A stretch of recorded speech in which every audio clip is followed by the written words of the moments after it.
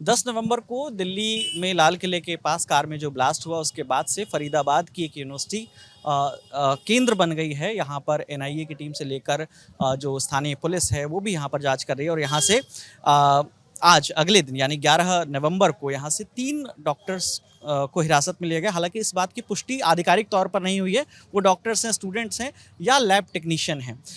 यहाँ पे स्थानीय कुछ लोग हैं, सिराज भाई हैं। सिराज भाई, आप इस यूनिवर्सिटी के बारे में कुछ बता रहे थे, कब ये बनी थी यूनिवर्सिटी? देखो जी, हमने तो ये अपने जन्म से ही यूनिवर्सिटी देखी है।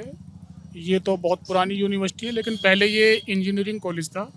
इसमें सिविल इंजीनियरिंग, मैकेनिकल इंजीनियरिंग वगैरह था होते था। लेकिन ये 2015-16 में लगभग, मुझे आइडिया नहीं है, उस टाइम ये फिर मेडिकल कॉलेज बन गया। 2016 के आसपास ये मेडिकल कॉलेज में कन्वर्ट हुआ है। अच्छा, आप यहीं रहते हैं, धौज में रहते हैं? हाँ, मैं धौज में रहता हूँ। धौज में यही यूनिवर्सिटी है? धौज में हाँ, ये यूनिवर्सिटी है। आसपास में और भी यूनिवर्सिटीज हैं, जैसे बीएसए है एक कॉलेज थोड़ा सा 2 किलोमीटर आगे, रावल इंटरनेशनल कॉलेज है, एक DMRIT है, दिल्ली यूनिवर्सिटी है। 2-3 कॉलेज हैं, लेकिन मेडिकल कॉलेज यही है।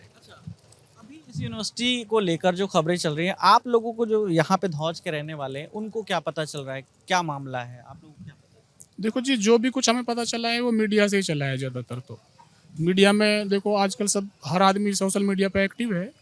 और जैसे सोशल मीडिया पे हम देख रहे हैं कि एक डॉक्टर के रूम से कुछ सामग्री, विस्फोटक सामग्री मिली है, और कुछ हथियार वगैरह भी मिले हैं, कुछ केमिकल मिले हैं।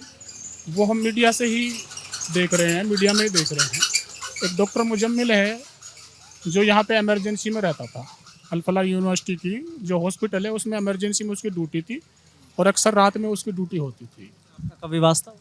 हाँ, मेरा 1-2 बार वास्ता हुआ है। मेरी लड़की अभी 2-3 महीने पहले, 3-4 महीने पहले बीमार हुई थी, तो मैं उसको इमरजेंसी में लेके आया था, और वहाँ पे डॉक्टर मुजम्मिल मौजूद थे। उन्होंने मेरी लड़की को देखा, अच्छा ट्रीटमेंट किया, और मैं 1-1.5 घंटे में अपनी लड़की को वापस ले गया था, ट्रीटमेंट दिला करके। धौज का जो घर है जहाँ पे बता रहे हैं कि जहाँ से कुछ सामान मिला, फिर आगे फतेहपुर गांव है, डेहरा में मिला, तो ये जिन घरों की बातें हो रही हैं तो ये सब किराए पे लिए होंगे यहाँ पे लोगों ने? यहाँ पे जब ये यूनिवर्सिटी इंजीनियरिंग कॉलेज थी, उस टाइम सब लोगों ने लॉज बनाए थे, क्योंकि कोई बिहार के लोग, कश्मीर के लोग, इधर यूपी के लोग, सारे मतलब सब सारे स्टेट से लोग यहाँ पे इंजीनियरिंग करते थे, और यहाँ पे लोग किराए पे लेते थे कमरा। उस टाइम के ये लॉज बनाए हुए थे, और किराए पे देते थे। अब कुछ ही लॉज ऐसे हैं जिनमें लोग किराए पे रहते हैं। तो यहाँ पे भी लॉज बनाए हुए हैं। इकबाल है जो धौज का रहने वाला है, हाजी मंदरासी उसके पिताजी का नाम है। उन्होंने लॉज बनाया हुआ है, नीचे अपना उनका कारोबार है सरिया वगैरह का, बिल्डिंग मटेरियल का। ऊपर उन्होंने लॉज बनाए हुए हैं और किराए पे दिए हुए हैं। चलिए, एक बात तो ये है, किसी की शक्ल पे तो लिखा नहीं है कि कौन कैसा है जब किराए पे आदमी घर दे रहा होता है, लेकिन अब जब चीज़ें पता चल रही हैं तो अब थोड़ी सतर्कता बढ़ी है क्या कि ज़रा वेरीफाई कर लें, क्रॉस चेक कर लें?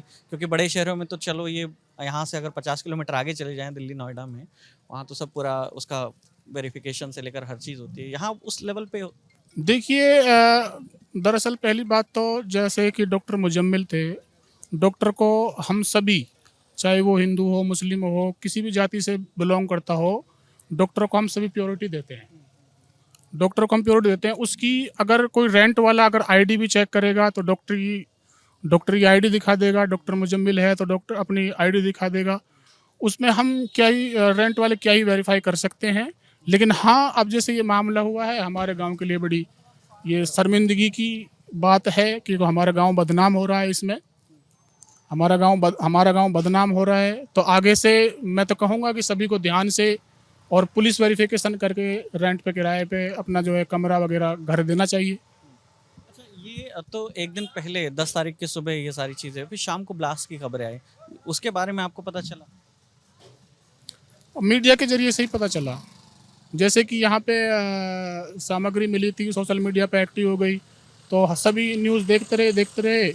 तो शाम होते होते दूसरे दिन, शायद कल की बात है ना, कल फिर शाम होते होते पता चला कि दिल्ली में भी विस्फोट हो गया है। ये भी बड़ी दुखद खबर है। उसमें ऐसा नहीं है कि उसमें एक ही विशेष जाति के लोग मारे गए हैं। उसमें सारी विशेष जाति के लोग हैं, उसमें मुस्लिम भी मरे हैं, उसमें हिंदू भी मरे हैं। वो तो उन्होंने तो कोई ऐसे छांट के थोड़ी विस्फोट किया होगा।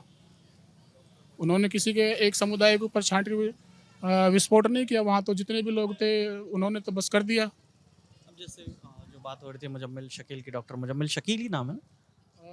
डॉक्टर मुजम्मिल, हाँ।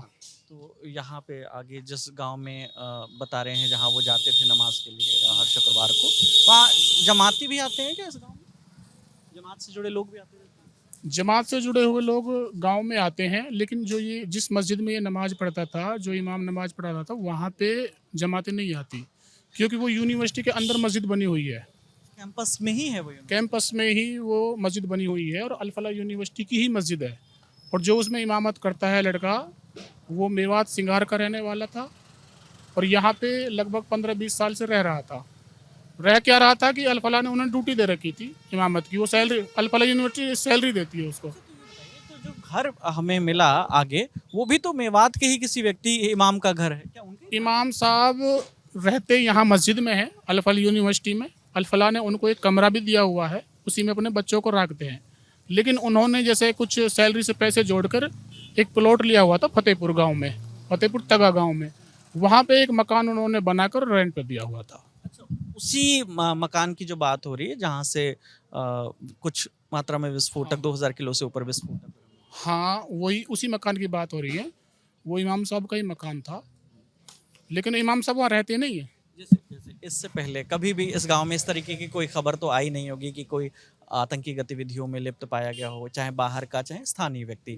तो अब जिस तरीके से खबरें आ रही हैं, तो जैसे आपने बताया कि धौज में आपके शहर यहाँ का नाम बदनाम हो रहा है, धौज का नाम बदनाम हो रहा है, तो क्या अब किस तरीके से आप लोगों को लगता है कि जब कोई रह रहा है यहाँ पर, या अब पता करने की कोशिश कर रहे होते हैं कि कौन कहाँ किस तरह के चीज़ों में इन्वॉल्व है, पता तो चले, पता लगे अपने ही परिवार से कोई चला जा रहा है, कोई डिस्ट्रैक्ट। पहली बात तो भाई साहब, यहाँ पे जो है ना, बहुत कम लोग रेंट पे रह रहे हैं।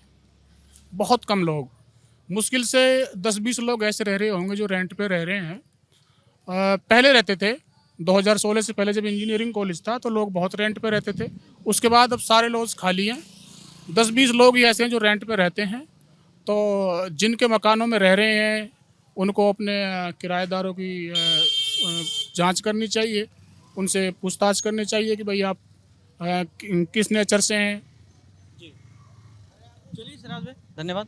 तो सिराज हैं जो धौज जगह जहाँ पर ये फलाह यूनिवर्सिटी है, इसी एरिया में रहते हैं, और उन्होंने बहुत सारे इंसाइट्स इस चीज़ के बारे में दिए हैं कि क्या यहाँ पर किस तरीके से यहाँ पर यूनिवर्सिटी में स्टूडेंट्स आते थे। पहले ये इंजीनियरिंग कॉलेज था, बाद में ये अब यूनिवर्सिटी में तब्दील हुआ, और वो मस्जिद अंदर ही है जिसकी बात हो रही है, जिनके इमाम का घर है।